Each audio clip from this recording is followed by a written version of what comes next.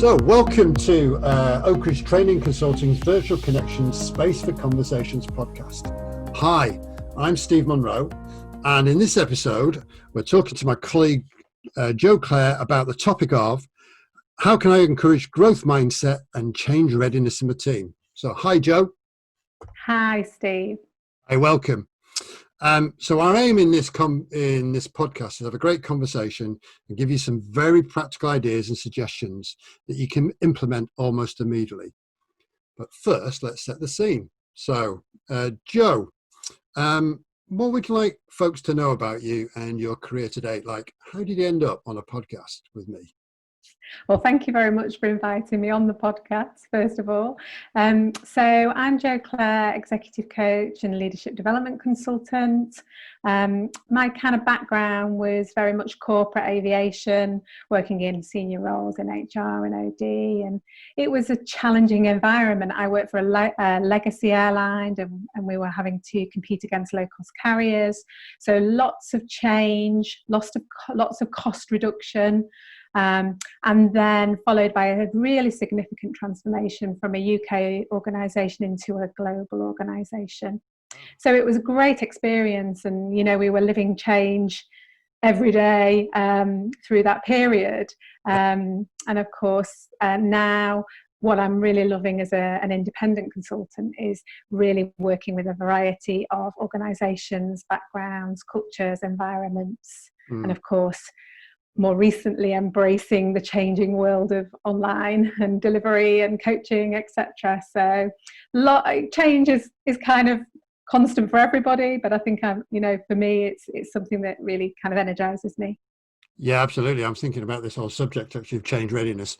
You could just videoed our lives for the last 10 to 14 weeks and you think, blimey, change readiness in itself. Absolutely. Sick, Jo. And that sounds like a really rich background to draw on to talk about this whole subject.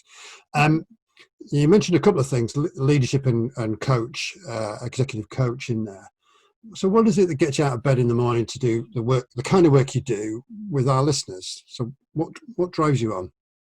So I think when back in kind of around 2010, when we were embarking back in corporate life on a very significant transformation, we started to introduce strengths-based development to help us change the culture from a kind of localized kind of UK culture into this global culture. And we were trying to achieve focusing on the best bits that people could bring to the party, so to speak. Yep. And so we really embarked on this strengths-based development, which was a real fundamental change for us, away from traditional development being focused on weaknesses and gaps, and building development around that. And we found we had such good success with our engagement scores, our employee stats. We had improved leadership scores, and the process of combining teams across countries and organisations was seen as quite positive. So I think when I set up my kind of own offering in terms of my independent work, one of the things, because I'd seen that work so well, I really wanted to focus on working with strengths. So now helping people work more successfully, to be more energized, more motivated, because they're working with what they're good at and what naturally energizes them. And of course, then becoming happier as a result in their work is kind of a key passion for me. Oh, well, that's fantastic. And that very much resonates with my passion as well, which is can I help a leader or a manager do their job 5%, 10% better? Yeah.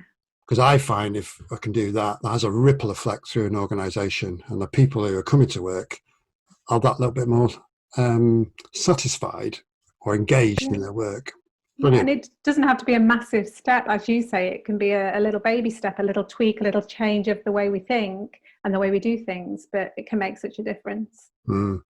Fantastic. And what attracted you to Oakridge? Because you can choose any number of consultancies to work with, but what attracted you to Oakridge and the kind of work that they do?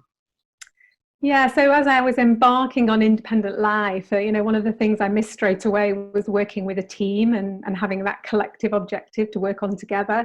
So I consciously chose organisations where I felt that connection and team spirit was really present, and I picked that up very quickly from Oakridge. And definitely it is the case with Oakridge. I feel really part of the team, and we're working on lots of challenges that we're experiencing at the moment and converting them into opportunities, and it feels like a good team to be part of, so I love it. Fantastic. That's grand. And I think what we need to do now then, Jo, is you unpack some of that experience around this subject. So the subject is how can I use growth mindset to develop change readiness in teams? And we're finding this as a consistent question that keeps coming back from our listeners, like, how do I do that? And if there ever was a time when we thought we're thinking about change readiness, it's probably now. And so where we'd like to start unpack this thing, because we've got change readiness as one theme, but we then got this thing called growth mindset as another theme. So where would you like to start, do you think, Jo? So I think probably the best place to start is with us as human beings, and what is it about change, and why we react like we do to change. And we kind of know that we're programmed to seek out stability and certainty. We like to know where we're going. We like to know the answers generally as a human race. And that kind of comes from us evolving from prehistoric times, saving our own, protecting our own species, like you say, to develop and grow and evolve. Yeah. And of course, when we see change, we're programmed to see it, or experience change, we're programmed to see it as a threat. Our first instinct is, this is a threat. And as an instinct, I'm going to close myself down, I'm going to bunker down, I'm going to hunker down, I'm going to only go with what I know, find the people I know. And of course, leading often to that fight, flight, freeze reaction, that real instinctive prehistoric threat response. Yeah, I read somewhere that basically we've got a 250,000-year-old operating system, and we're dealing with 21st century issues. And in reality, what's going on inside our head is right at the core of it is like, oh my goodness, is that tiger going to eat me? Yes, exactly. And at that point, when that threat response is coming up, sometimes it's really useful. Obviously, if there's a bus coming towards us, we know it promotes us to jump out of the way. It's helpful, it's useful, it's helped us survive and evolve. But at that very point, all of the blood is rushing down into the base of our brain, where these amygdala that control this response sit. And it's away from our human executive function, which is the bit that controls that kind of considered logical response, our language, etc., etc. Yeah. So just at the time when we need it most in the front of our brains, it's kind of pulling down towards the back. So I like the analogy of the prehistoric system controlling us. Absolutely. Absolutely, yeah. And within that, then, what's a practical hint or tip you could give already to our listeners, just understanding that and thinking about this whole notion of change readiness and growth mindset? Yeah, so I think really being aware of the fact that even a small change can create this instinctive response. And I think the more we're aware of it, the more we start to notice it in ourselves, and we'll feel our breath quickening, our pulse increasing, and some of those physical signs that there's a reaction going on. So for us, it's about giving ourselves a little bit of time, a little bit of pause. So I've come across a really simple model, which is E plus R equals O. So event plus reaction equals outcome. Event plus, and it was event plus reaction equals outcome. Equals outcome. Yeah. Now, if we can think about that as that's going to be the stimulus to the way we respond, if we can convert that R reaction into a response, then we're going to be able to give a considered response, which will then hopefully achieve a more successful outcome. And the way to try and convert that reaction into a response, so it's much more considered, is by creating that pause to let the human function catch up with the instinctive prehistoric brain that's driving us, which kind of runs 300 to 400 times faster. Okay. So the pause might be a second, a deep breath, count to 10. It may be, let's sleep on it, let's take time away, let's have a think about it, depending on the situation. But it's by creating that pause to allow the threat brain to subside, and then the thinking brain, the human brain, to kind of get back in gear. Oh, that's fantastic. So, and that applies to the leader as much as it does in the team, I guess, because we're all just humans responding or reacting to a change. And I guess within that, what you've just said there, Jo, is it's the responsibility or the ability to respond is the key. Building, I guess. Yeah. Absolutely. And I think as a leader, it's not only being aware that it can happen to us, as you say, but giving people a bit of time. So when you are communicating change, making sure there's time for people to take things on board and give time, not expecting an initial reaction, asking people to maybe think about it and give themselves some time to think about it before we go into then, right, okay, what do we do about this? And I think you're probably going to talk about this a little bit later on. And there is something about language in those pauses that a leader can bring in. One thing that I always remember is if you want people to go into the emotional side of them or the more prehistoric brain, ask them how they're feeling. But if you want to engage the human bit of the brain, ask them what they're thinking. It's kind of language just helps orientate people to the right point. Yeah, and I think, you know, when you're thinking about it, like you say, on perhaps a larger scale, working with a team or a group of people, again, we can think of the challenges. We talk about VUCA, a lot of change in the world being VUCA, so that volatility, uncertainty, complexity and ambiguity, which is kind of the world we're living in, certainly at the moment. That feeling of discomfort. But if we can flip that VUCA to vision, understanding, clarity and agility, so trying to create a kind of a positive future, trying to be empathetic and understanding, trying to give as much clarity as possible, which is always difficult in change, there's always unknowns, but being able to answer those questions where possible, and really kind of thinking about that agility, developing agility in the team. And that's probably where, you know, growth mindset will come in, and etc. But if we can start to flip the way we think about things, so we think about VUCA, flip it into the more positive elements that can support, but also, as you say, thinking about how do we connect in with that emotional side, so using language carefully to effectively reframe. Okay. So in terms of just going back over that then, so the VUCA is volatility, uncertainty, complexity and ambiguity. And already I think what you're saying to leaders is, for the team, think about how you can bring about vision. Was that right? Yeah. So vision. What was the one for? Understanding. So really showing empathy, that changes are difficult and hard. Yeah. And then clarity. Clarity. So really helping be clear about what needs to happen next. Even, I think, in that one, even if it's only what we're going to do for the next week. Yeah. When we're running through turbulent times. And the last one is agility, I think. Is that right? Yeah, absolutely. Ambiguity to agility. Yeah. Yeah. Okay, so in terms of that flipping challenges then, what might that look like? Because it's easy for us to go into our react brain or react phase, but we want people into the response phase if we build on our last tip. So what might you do to help people flip those things around? Yeah, so there's a model that I've come across that comes from Strengthscope, which is a kind of tool and way of being around strengths-based development, and they talk about the path of possibility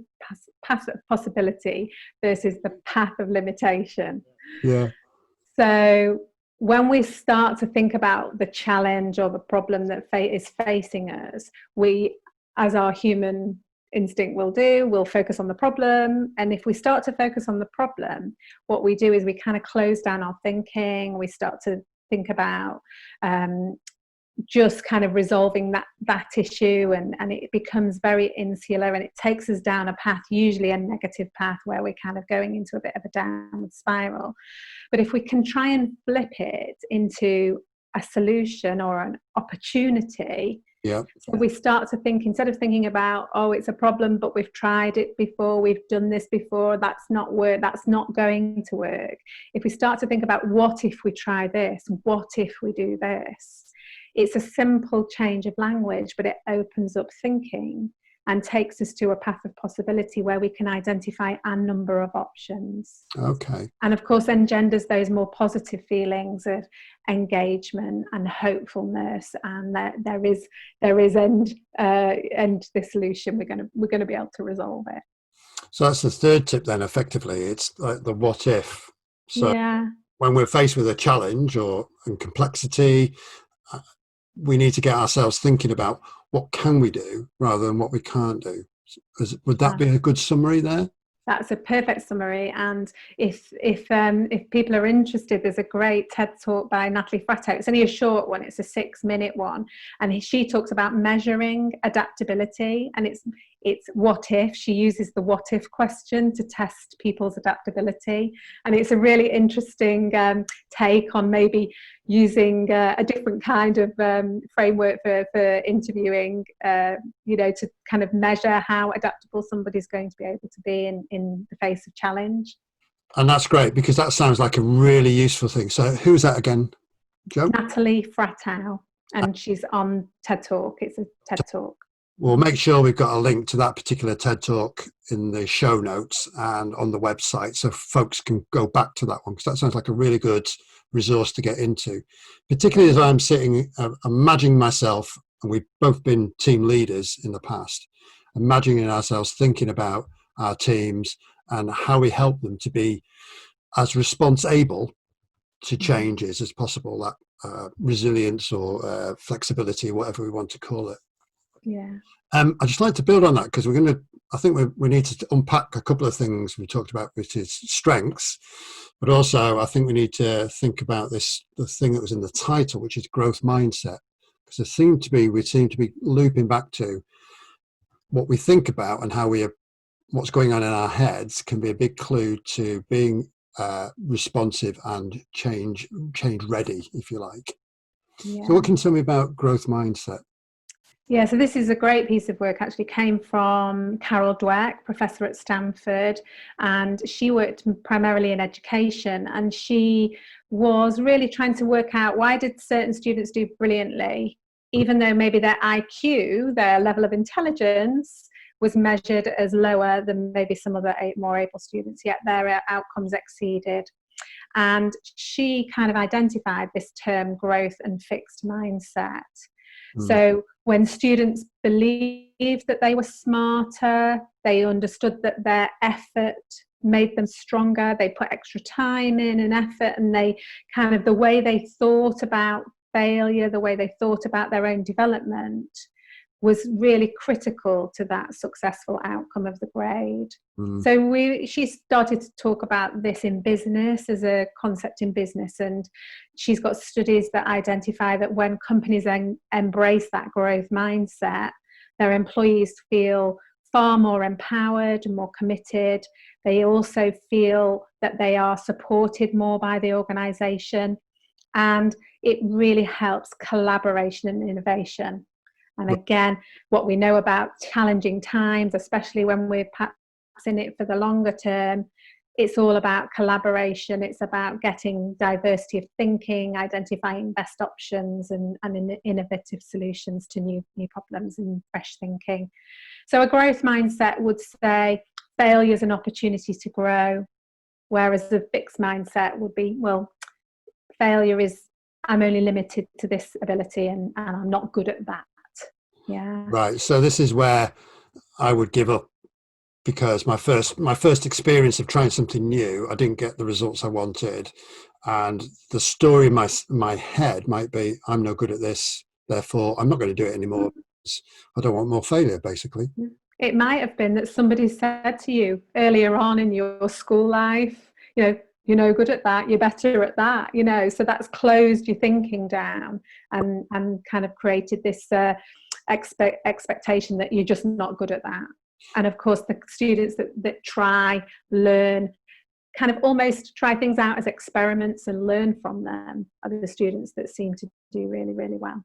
And of course, in business, that translates, I think, as well. Absolutely. I imagine that most of our listeners can probably think about themselves on both sides of the equation at the same time. So I don't think it's a one thing or another thing. We can't go around pointing fingers at people and say, growth mindset. Oh, no, fixed mindset.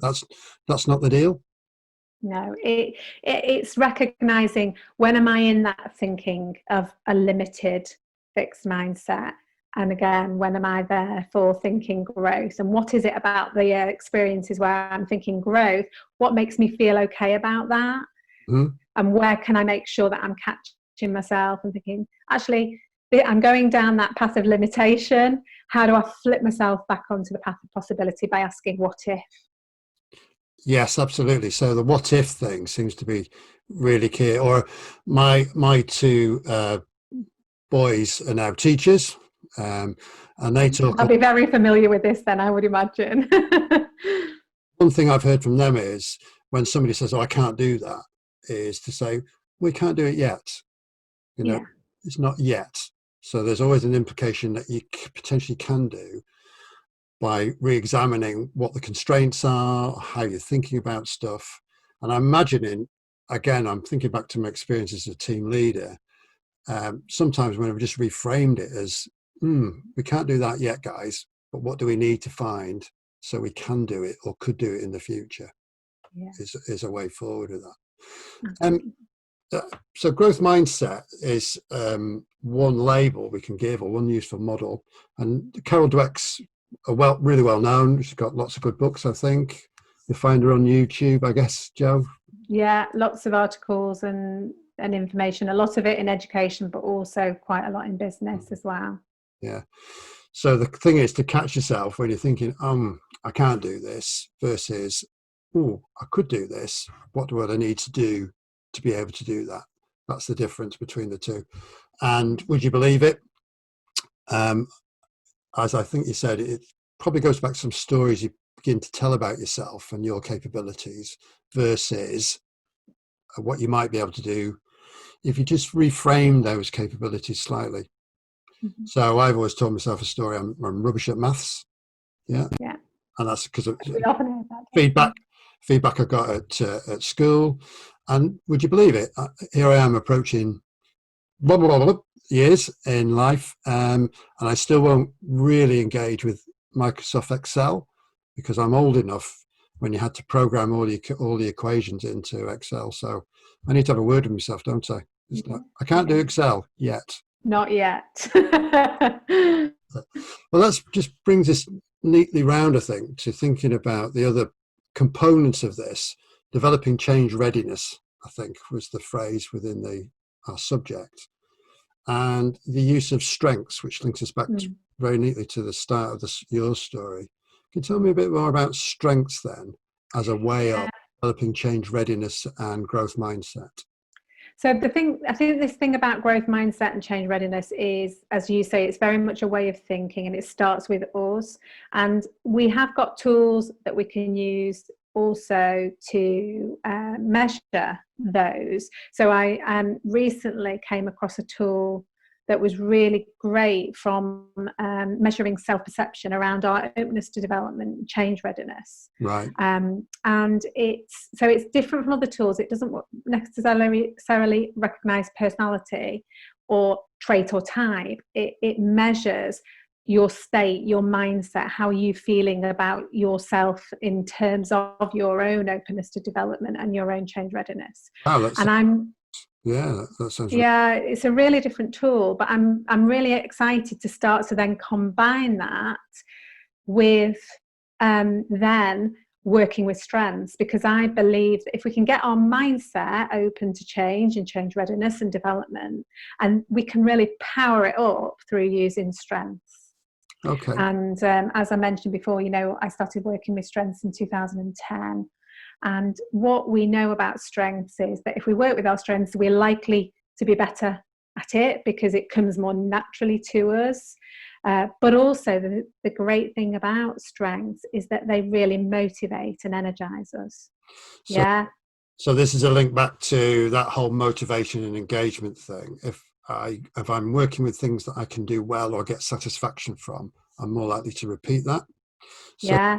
So this is a link back to that whole motivation and engagement thing. If I'm working with things that I can do well or get satisfaction from, I'm more likely to repeat that.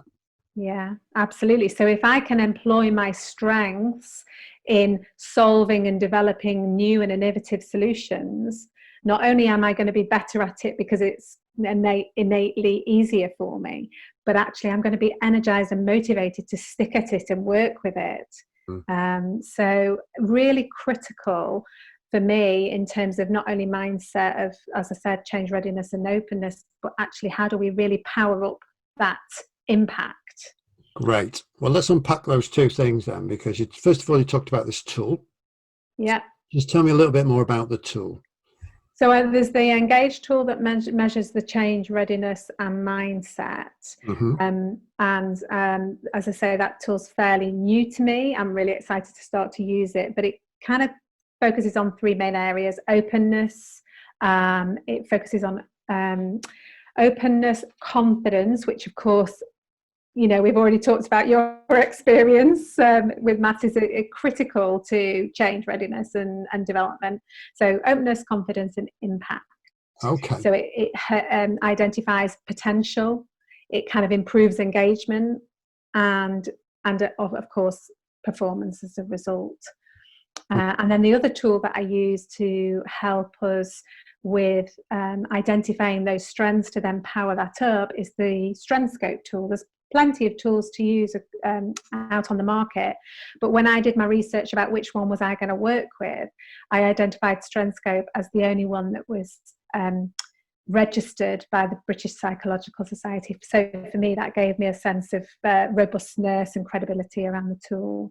And so by using that tool, you can help individuals and teams work through what are their innate strengths, what are their learned strengths, and how can they address them.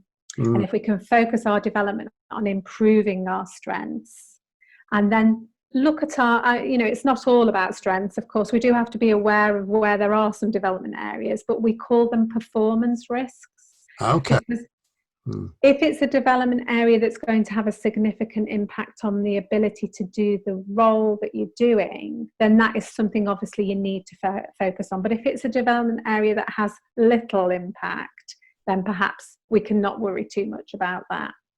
And then we can think about strategies around addressing those performance risks, either learning it so it becomes a learned strength, or by perhaps say, for example, if we're thinking about it in a team sense, maybe making sure that we bring somebody in the team that's got that strength going forward. So we've got a much more balanced set of strengths across the team. Absolutely. What you're making me remember, and it really brings it home, was unfortunately Jack Charlton's died relatively recently. I always remember him talking about his philosophy about developing players to play in his teams. And his basic philosophy would be to say to somebody, look, if you're a brilliant left-sided defender, be the best brilliant left-sided defender you can be. Absolutely work on that. Don't do it to the detriment of being able to then make contributions in other places within the team. So you have to do enough with your right side to be able to use that when you need to, but fundamentally focus your attention and energy on being that best of your type. Really play to your strengths, as opposed to other philosophies, which would be, right, I'm going to send that left-sided player, he's going to play on the right, and unless we develop him to play on the right, he's going to be hopeless. He's going to be out of position, for want of a better phrase.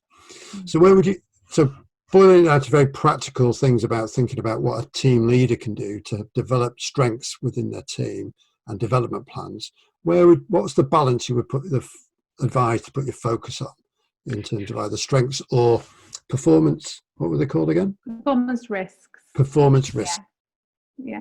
So actually, StrengthScope talk about 80-20. So 80% on strengths, 20% on areas of development, but making sure those areas of development are critical to the performance.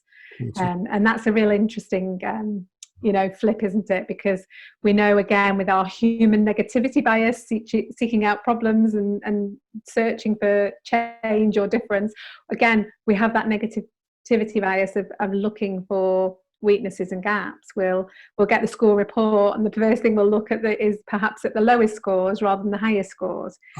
It's really flipping that thinking. Yeah, so flipping that thinking. So when you're thinking about change readiness then in a team, or developing that capability, it sounds to me like you need to be thinking about what kind of players have I got in the team? What kind of work is the team doing, and how do I need to use what's currently happening, but also anticipate changes coming up in the future, even though you might not know where they are, and how to develop that readiness or ability to play slightly out of position or adapt my style of play to meet the conditions that the team now find itself in, and spend 80% of your time working with those natural strengths in future scenarios, I guess. Yeah, and if we've got the benefit of a psychometric tool, that's perhaps a little bit easier for that team leader. But if we haven't got that ability to take that option, then it's about really getting to know your team and understanding what gets them out of bed in the morning. What's the thing that they are doing and why? What bit of their role do they absolutely love to do? And we often talk about that concept of working in flow. So when we're working and we lose track of time and we forget that we have to have a lunch break or whatever, we kind of look at a clock and say, oh my gosh, it's got to that time. So when we're really in that flow, that tends to be the time that we're really working with our strengths. Right. So you can kind of start to work those through as well from a kind of behavioural perspective.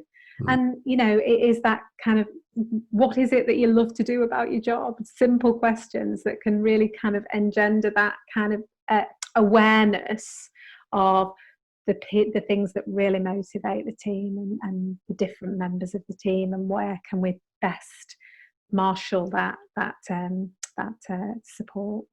So it sounds to me like having a really good conversation with people, not just on the task, what we've got to achieve, but also something about what is it you love about contributing to this task or doing the work that you do, to understand that and then harness that as change situations develop.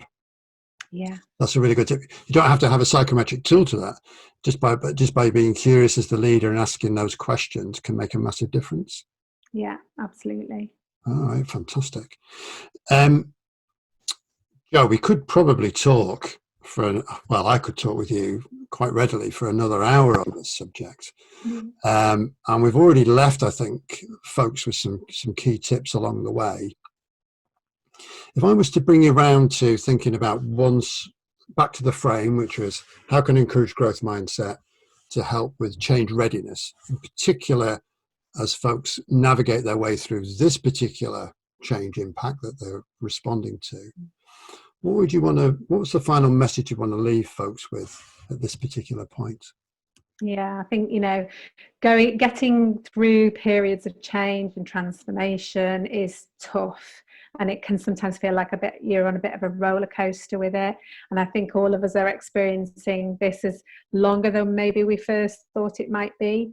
So how do we kind of keep that momentum and keep that change readiness going? It's, often it happens initially at the beginning anyway. It's a kind of natural reaction, but how do we keep it going? And again, some work done by Angela Duckworth. She wrote a book called Grit, which talks about the passion and perseverance for long-term and meaningful goals. So again, she did work based on education, and it's kind of translated into the business world. But the 4 characteristics of someone who can employ that grit, that passion and perseverance, is thinking around passion for what they do, Right. So being engaged with what I do, that would be yeah. the second. Very much linking to purpose, so understanding why I do what I do. Yeah. Having hope, a positive outlook. So again, lending itself to that path of possibility mindset. Okay. And being very curious, asking questions, wanting to know more. So that, again, that way that we approach learning as an opportunity, and approach learning as an opportunity to experiment, fail and learn from. Okay.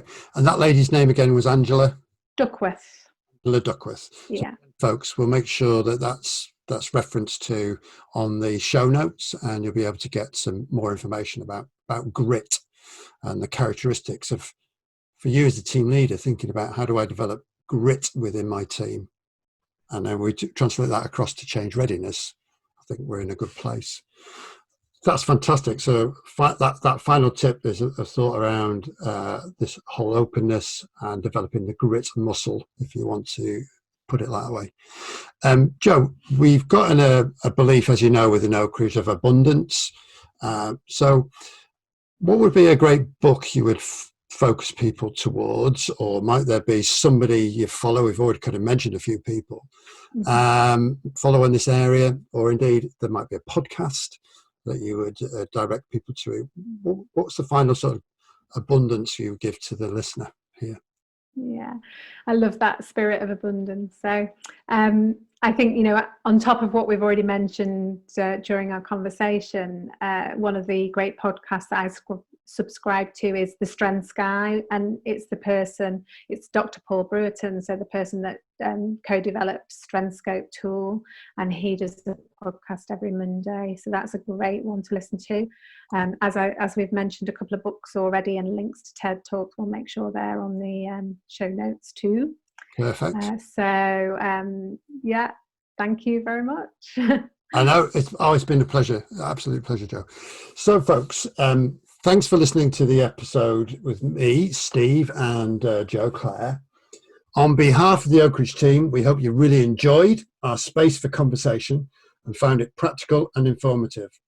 Obviously, we'd love to start a conversation with you about how colleagues like Jo can help you and your team with the issues you've got or what you're trying to achieve as a team. So the best way to get hold of us is via our email, and that's info@oakridgecentre.co.uk. And Natalie Griffiths, our business office manager, will get one of us to connect with you. You can also contact via Twitter, and our handle, I believe the word is Oakridge Consult. Or you can look us up on our website at www.oakridgecentre.co.uk. That's www.oakridgecentre.co.uk. If you fancy giving the show a great review, fantastic. We'd love that. And also, if you'd like to subscribe, please hit the subscribe button. As ever, we'd be delighted to hear from you what suggestions you have, or what questions you might have for other How Do I topics for future series. And finally, just to say, we hope you really enjoyed our virtual connections Space for Conversations podcast. We'll be talking again with a colleague about a topic that you've told us is really important to you, helping you and your organisation remain current and effective. So from all of us here at Oakridge, stay safe and take care.